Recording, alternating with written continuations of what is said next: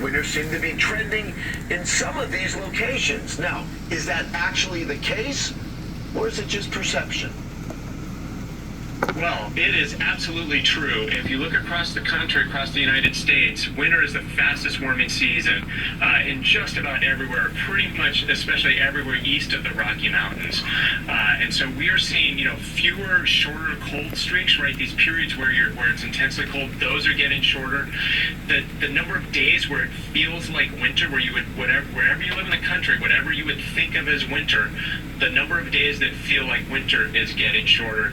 And this year we're just seeing this play out, especially in the upper Midwest and places like, North Dakota and Minnesota, where they're just seeing very unusually warm temperatures, very little snow. There's almost no ice on the Great Lakes this year. And that's very much continuing a trend. Now, let's talk about the other side of things. Let's talk about extreme heat. Now, what are the best places to live if you want to avoid extreme temperatures? So, yeah, that's such a great question. And, the obvious thing is to say, okay, well, move someplace north, right? If you're concerned about the heat, go north. So maybe move to Maine, where I spend a lot of time.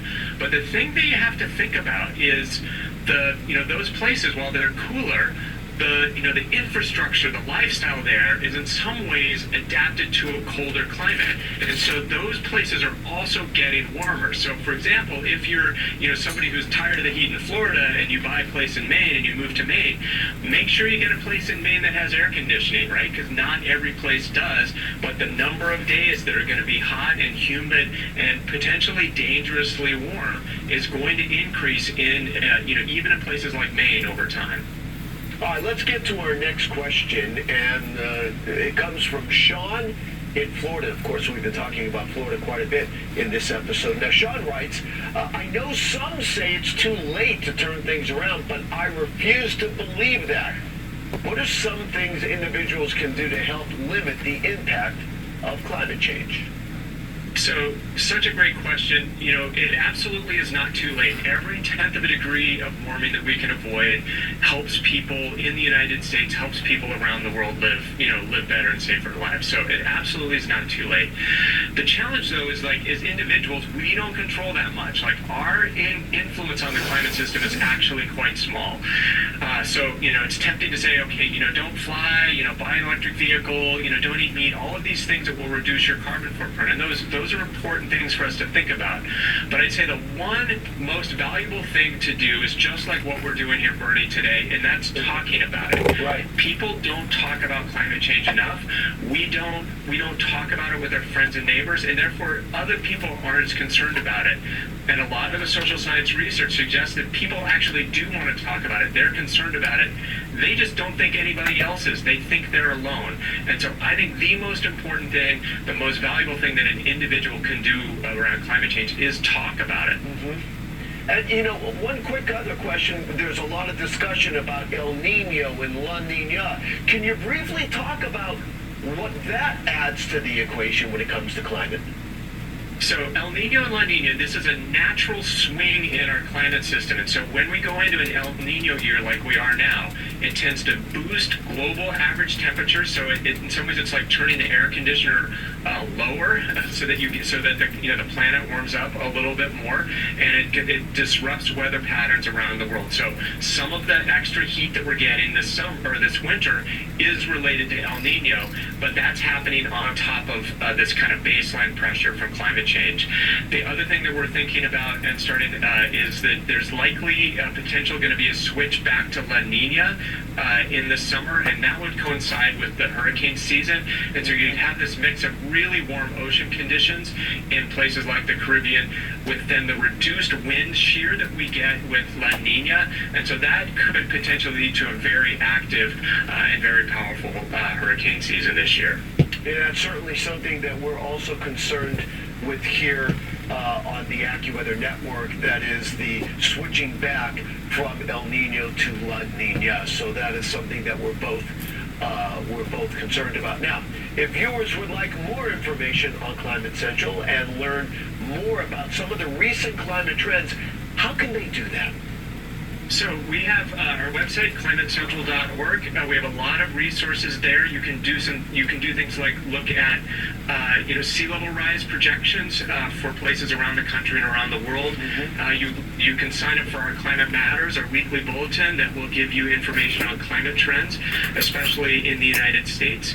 And then we also have other services like our real-time climate service that will connect you with weather conditions that have a climate signal, and we can send out alerts based on that. All right, that is great stuff. It is, you always want to be informed, and as you said, Dr. Pershing, ask questions, look at information, and you can come with informed decisions by yourself. That's going to wrap up our question and answer segment. I want to thank Dr. Andrew Pershing from Climate Central for joining us. Now, don't forget, when you have a question about weather, space, or science, you can write us or send us a video question at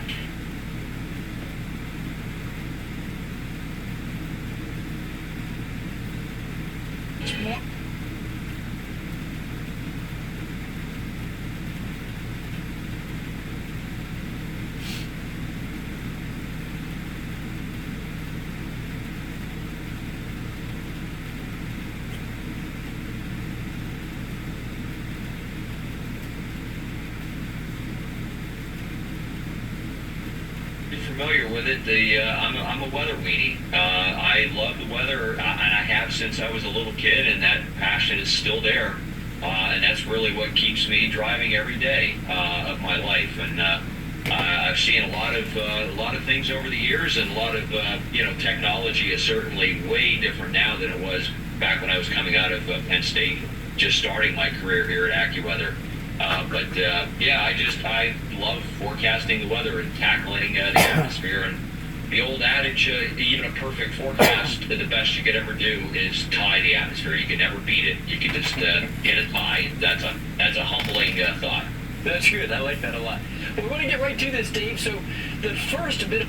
Today's 92 degrees here, and I had to get up on top of my trailer to do some work up on top of it, and like a dummy, I didn't wait till about 11 o'clock. But it was so hot up there. First of all, I had to put on special glasses to go up there to keep my eyes from burning in the sun.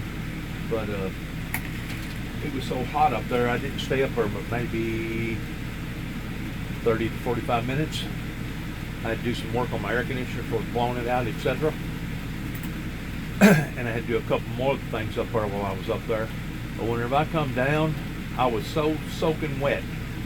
I had to basically strip completely off just to be able to dry off because it's so unusual hot this time of year. 92 degrees. But then again, we have become so accustomed, I'm going to use that word, of the temperatures drastically changing, that like a few years ago it was up in the high 80s whenever we had a tornado breakout that basically killed over 100 people, that the tornado stayed on the ground for over 250 miles, and that was right before Christmas. So whenever we get to looking at these humongous weather events, they are not getting smaller. They're only intensifying and getting larger. And I think that was what the individual was weighing into a while ago, trying to sink in with everybody that these things are only increasing and not decreasing. Just a bit of weather folklore that we're going to discuss today is a very classic one, is the old adage, red sky at night, sailors delight, red sky in morning, sailors take warning, true? Or is this just an old wives' tale? Yeah, well, think about this, Jeff, when this whole, like, the red sky and the colors in the sky, oftentimes what's happening there, that the light from the sun is going through particles, and in this case, a lot of times it happens to be ice crystals, cirrus clouds, very high level moisture, and as the light goes through, it refracts and it goes into the different color patterns, and oftentimes it would be red or oranges or whatever. And if you see the red sky at night, well, where generally is the sun, at evening, it's setting in the western horizon. And so you see that, and it could be a day where maybe it was stormy, it was cloudy, there was rain, snow, something going on. And then finally that system is exiting, it's getting out of here, and it's getting ready to clear. And so as the sun is setting, you may not have seen the sun all day, but right at sunset, you're starting to get some drier air and breakup of the cloud cover, and it creates that nice red sky. That means the next day you could actually have dry, fair weather. Kind of the opposite in the mornings. It's coming up. The sun is coming up in the east, and maybe it was clear all night, or partly cloudy. It was a dry, quiet night weather-wise. But you've got the next system, next disturbance or storm or whatever coming in from the west, and so that as the sun is coming up, it's starting to get that refraction and the coloration and everything in the morning, and that's kind of an indication. Okay, heads up, there might be a storm coming. Precipitation could be arriving here sometime today or this evening or whatever. Something is on the way. So I think that one, there actually is a lot of credence to that saying. And I often think about cirrus clouds around the fringes of large storms, but if the clouds are too thick, closer to the horizon line, maybe that's closer to the heart of the storm system. Next on our weather folklore list, does a stripe on the back of a woolly caterpillar indicate the severity of the upcoming winter? I worked in Toledo and in Erie, and in between those two markets is Cleveland. Legendary meteorologist Dick Goddard was huge on this for many years, and I think that he has most of Ohio thinking that this is totally true. Is that the case, though, Dave? Boy, I don't know. I think this one is just one of those fables. Honestly, I don't know if there's any meteorological back up to that one, Jeff. I know as a kid, I used to get really excited when I did find a woolly bear. I loved winter weather as a kid, and if I happened to find one that was like all black, I would get really excited that we were going to have a hard winter and lots of snow. But yeah, I don't think there's a whole lot to that one. All right. Well, this legend has been very popular in many parts of the Midwest and the New England states as well. And you can read some of these statistics here, or at least notes on the legend. The longer. For some reason, the woolly reminds me of a skunk. The way that it crawls around, sneaks around. Getting back on what they were talking about pertaining to the elements in the sky. Whenever I was out in Phoenix, Arizona, they used to have some of the beautifulest sunsets out there that I've ever seen. And I asked somebody, why in the world does it look that way? And their expression was, well, because of all the sand particles in the air that would give out a different ray or a different light that would be ominous, really. So it doesn't matter if it's a storm coming in or wind blowing that could cause an erratical sunset or sunup, or vice versa. But you can usually tell whenever something big is happening, because you'll look at one side of the sky and it'll be telling you one thing, and the other side of the sky will be telling you something else. I just went through that not this Friday, but the Friday before last, whenever the storm was coming up into the major hurricanes coming up through Florida and Georgia, South Carolina, North Carolina, and Tennessee, and parts of Kentucky and other parts up there. As that was basically approaching close enough that I could see the outline of its intensity, it had a great deal of particles in there to the point that it did make that sunset looked very ominous. A matter of fact, my son made mention where he is that he felt like that the oxygen level had been sucked out of that area, and I said it probably did to some degree because of that storm that hit an all-time low as it was coming in, hitting the Bend of Florida at a Category 4. That you take that type of pressure differentiation, it's going to do things to the outer atmosphere that most people don't ever think it's going to do.